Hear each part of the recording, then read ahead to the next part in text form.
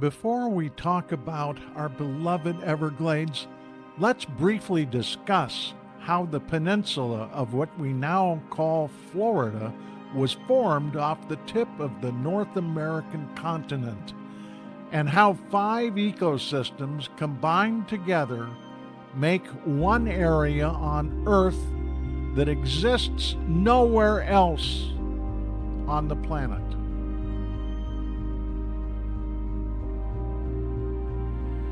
Millions of years ago, the climate and sea level were vastly different from what we experience today. At times, the sea level was so high that much of Florida was underwater.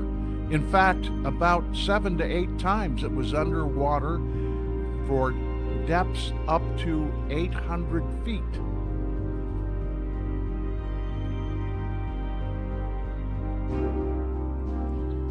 At other times, the sea level was so low that Florida was twice its current size, and the Gulf of Mexico was dry land. As time passed, the movement of the Earth's tectonic plates caused a massive uplift in the western part of North America. This uplift created a chain of mountains that ran along the west coast of the continent, known as the Rocky Mountains.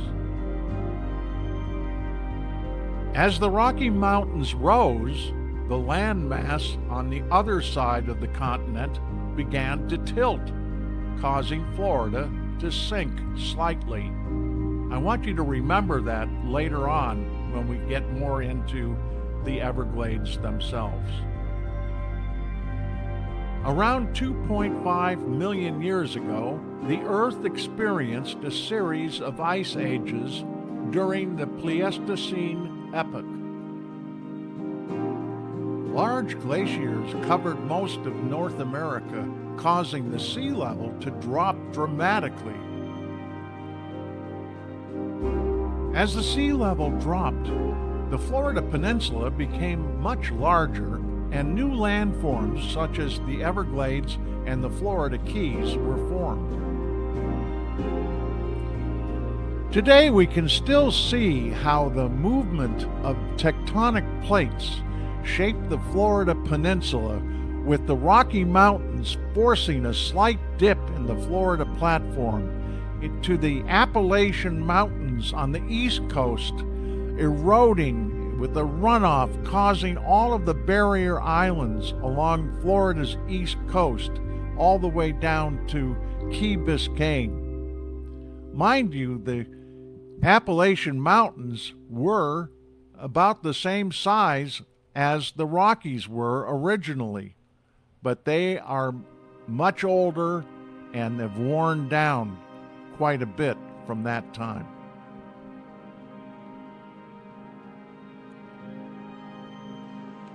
It's important to remember that the Florida Peninsula is not a static landscape, but one that is constantly changing. Even without global warming, Florida is not immune to a dramatic sea level change, and we can see that already with flooding of Miami neighborhoods all the way down to Duval Street in Key West, for example.